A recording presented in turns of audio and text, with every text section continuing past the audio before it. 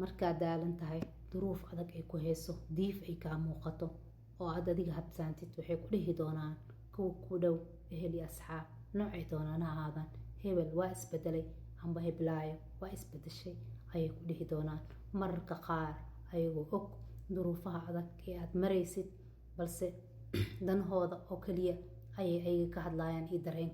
dareenkooday ka hadlayaan maxay tahay isku dareen ma tihiin waa markaa xanuunsan tahay saaxiibadaa eheladaa walaalaha waa inay kula xanuunsadaan ay og yihiin adiga waxa aad ku maqan tahay markaa maqan tahay ay ku sameeyaan cudurdaar laakiin ayagoo og weliba mararka qaar inay ku dhahayaan hebel waa isbedelay heblaaya waa isbedeshay